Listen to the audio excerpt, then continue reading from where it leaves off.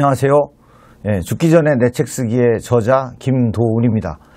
오늘 만나뵈어서 반갑습니다. 10분 정도 제 책을 소개하는 시간을 갖고자 합니다. 책을 왜 써야 되는가부터 좀 설명을 드릴까요? 과거에 우리는 책을 많이 읽으라는 주문을 수도 없이 받고 자랐습니다. 리더가 되라는 얘기였죠. 그러나 지금은 이제 좀 세상이 많이 바뀌었습니다. 읽기만 하는 리더는 리더가 될 수 없는 시대가 왔습니다. 이제는 읽는 것에서 그치지 않고 쓰는 시대가 온 거라는 얘기죠. 읽기만 하는 것은 좀 이기적인 면이 있다는 제 생각입니다. 많은 남들이 터득한 노하우를 남들이 어렵게 쓴 책을 읽기만 하는 것은 좀 이기적인 생각이다. 그것을 내면화시킨 것을 융복합시켜서 자기만의 노하우와 자기의 지식을 덧붙여서 뭔가 기록으로 남기고 후세에게 또는 이제 주변인들에게 자신의 새로운 지식을 전달할 수 있는 것이 지식인의 도리가 아닌가, 이런 생각에서 출발했습니다. 그래서 가장 확실한 자기 개발법이면서 학습법이 또한 자신의 책을 쓰는 것이라고 저는 생각을 했는데, 역시나 한 권의 책을 쓰다 보면 상당히 많은 공부를 하게 되고 자료 정리를 하게 되고 하면서 정말 많은 공부가 되는 거, 이거 저도 느꼈고 지금까지 책을 썼던 여러분들이 하시는 공통적인 말씀입니다. 확실한 자기 개발을 위해서 책을 쓰는 것만큼 좋은 방법은 없다는 거 재차 강조드리고 싶습니다. 자, 이번에는 그럼 누가 쓰느냐에 대해서 얘기를 좀 나눠볼까요?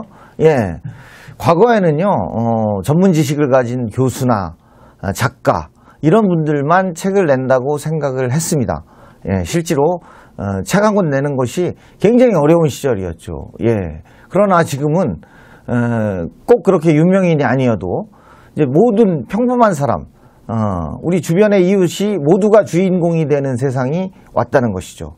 과거에는 가수만 음반을 낼 수 있었습니다. 지금은 동네에서 노래 좀 하시는 분들은 동네 레코드점에 레코드점이 아니라 스튜디오 가서 자기만의 노래를 녹음해서 음반을 만들고 하시는 분들 많이 봅니다. 마찬가지입니다. 책도 이제는 꼭 대학 교수가 아니고 전문 작가가 아니더라도 누구나 자신의 일생, 자신의 노하우를 바탕으로 책을 쓸 수 있는 시대가 왔다는 것입니다. 책을 반드시 전문가가 쓰는 것이라는 편견을 버리고요. 제가 이 책에서 주장한 것은 책을 쓰면 그 분야에 정말 정통한 전문가가 될 수 있다는 겁니다. 앞 슬라이드에서도 말씀드렸듯이 책을 쓰면요, 정말 그 분야에 대해서는 엄청난 공부를 하게 됩니다. 그래서 누구나 책 한 권을 쓰시면 전문가가 될 수 있습니다. 근데 이제 여러분들과 만나면서 이제 대화를 나누다 보면 가장 걱정하는 게 이제 이 지필에 대한 자신감이 없는 거예요. 내가 머릿속에 지식은 있고 해줄 말은 많은데, 어떻게 써야 될지를 모르겠다, 이렇게 얘기하시는 분들이 많은데, 쓰는 것도 사실 배우는 겁니다. 배우시면 되는 거고요.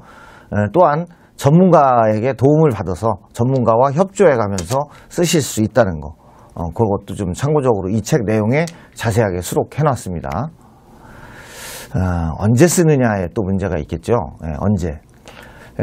제가 또 많은 분들하고 대화를 나누다 보면 책을 쓰고 싶다, 단 정년 이후에 좀 한가할 때 쓰겠다, 이렇게 얘기를 합니다. 그러나 그건 정말 오산입니다. 지금 당장 쓰셔야 합니다. 매일 일정한 시간을 투자해서 매일매일 시간을 내서 쓰셔야 합니다.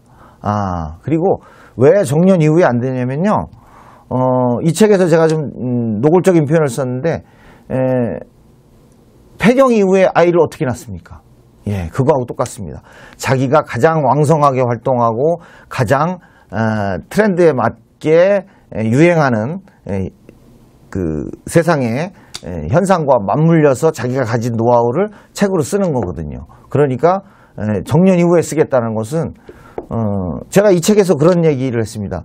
당신이 자제분들을 결혼시킬 때 정년 이후에 시키고 싶습니까? 당신이 현직에 계실 때 결혼을 시키고 싶습니까? 당연히 후자겠죠. 책 쓰기도 똑같습니다. 자기가 현직에 있을 때 책을 써야만이 여러 사람이 그 책에 관심을 가져주고 그 책의 판매에도 협조해주고 그런 겁니다. 그래서 책을 정년 이후에 쓰시겠다는 것은 정말 잘못된 생각이라는 것을 제가 이 책에서 여러 차례 지적했습니다. 반드시 지금 바로 시작하시면 됩니다. 그럼 어디서 써야 되느냐도 또 문제일까요? 요건 이제 지금 여기서 육하 원칙에 의해서 설명을 드리고 있는데 어디서 쓰느냐의 문제는 가장 해결이 쉬운 문제입니다. 예. 나만의 공간을 가지신 분이라면 참 좋겠는데 요새 이제 대부분의 우리나라 뭐 60, 70% 이상의 가구가 뭐 아파트에 생활하시고요. 그것도 그 중에 절반 이상이 30평대 중반에 그 84제곱미터 전용 면적 공간에서 살다 보니까 거실 하나, 방 3개, 아이들 방 하나씩 주고 부부가 안방을 쓰다 보면 정말 자기만의 공간이 없지요. 그러다 보니까 어디서 쓰느냐도 참 중요한 관건이 되고 있습니다. 책을 집필하시는 것은 고도의 집중력을 필요로 하는 작업입니다. 그래서 눕고 싶고 차 마시고 싶고 시원한 물 마시고 싶고 뭐 이런 욕망을 좀 자제할 수 있는 곳에 별도의 공간을 마련해서 쓰시면 좋겠다. 예, 그래서 집에서는 정말 어렵습니다. 그래서 뭐 독서 동아리 활동을 좀 하시는 것도 좋을 것 같고요. 집필 동아리 활동을 하시는 것도 좋을 것 같고 뭐 요새는 카페 같은 데 이용하시는 분들도 많은데 여튼 어디라도 좋습니다. 좀 유혹을 벗어나서 자기가 최대한의 집중력을 발휘할 수 있는 공간을 찾으셔서 그곳에서 집필 활동을 하셨으면 좋겠다라는 얘기입니다. 오타가 나왔네요. 독서 동아리를 동아린이라고 썼네요. 죄송합니다. 그럼 무엇을 쓸 것이냐? 이 부분도 참 고민들 많이 하시더라고요. 아까 서두에 말씀드렸듯이 대부분의 사람들이 그냥 자서전 쓰겠대요. 근데 그 평범한 자기의 일생을 책으로 쓴들 가족과 지인 몇 명을 제외하면 누가 거기에 관심을 가질까요? 전혀 관심 없습니다. 적어도 책은 수천 권을 찍고 수백 권을 찍는데 정말 그런 책을 썼다가는 제가 솔직히 말씀드릴까요? 단 10권도 팔리지 않습니다. 폐지가 됩니다. 그거는 본인이 출력하셔가지고 그냥 제본하셔서 식구들끼리 10권 만들어서 나눠 가지시면 됩니다. 책으로서는 썩 큰 가치가 없습니다. 예. 무엇을 쓸 것이냐? 아까 말씀드렸죠? 예. 자기만의 노하우가 있다는 겁니다. 그럼 나는 평범해. 평범한 사람도 노하우는 있습니다. 결혼해서 살다 보니 결혼은 이런 것이더라. 아이를 낳아서 키워보니 아이들은 이렇게 키우면 되겠더라. 예.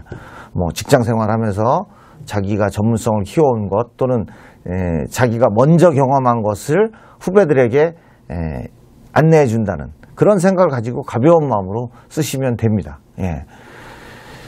자료를 엄청나게들 아마 자기 걸 갖고 계실 거예요.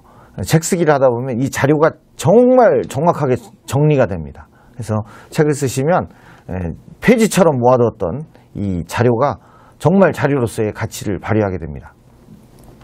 누구나 자신만이 잘할 수 있는 일, 잘하는 일 다 있습니다. 그것을 책으로 쓰시면 됩니다. 자, 어떻게 쓸까? 이것도 고민이죠. 예. 막막하시죠. 여러분들 혹시 논문 집필해 보셨는지 모르겠어요. 논문을 집필하시려다 보면 선행 논문을 정말 많이 읽어야 됩니다. 예, 책 쓰기도 마찬가지입니다. 본인이 책 쓰기 하시려면요, 자기가 쓰고자 하는 책과 유사한 책 5권 이상을 읽으셔야 됩니다. 그러면은 내가 쓰고 싶은 말과 이미 다른 분들이 썼던 책과 정리가 됩니다. 그러면서 내가 쓰고 싶은 말이 정리가 되고 기록이 됩니다.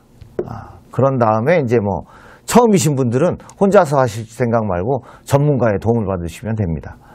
특히 이 전체의 설계도라고 할 수 있는 목차를 짜시는 게 굉장히 중요하거든요. 이때는 전문가 도움을 받으시면 훨씬 수월할 겁니다. 쓰시다가요, 절대 뒤돌아보지 마세요. 계속 쓰세요.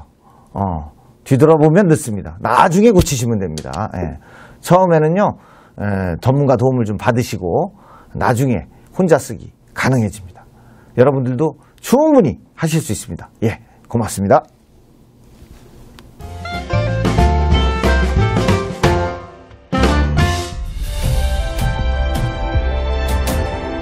남과 같이 해서는 잘 될 수 없다는 신념으로 부단한 노력을 하고 있습니다. 한 권의 책이 한 사람의 운명을 바꿀 수 있고 한 사람 한 사람 운명이 모여서 한 나라의 국운을 바꿀 수 있다고 생각합니다. 사람은 책을 만들고 책은 사람이 만든다는 신념으로 베스트셀러를 만들어 내겠습니다.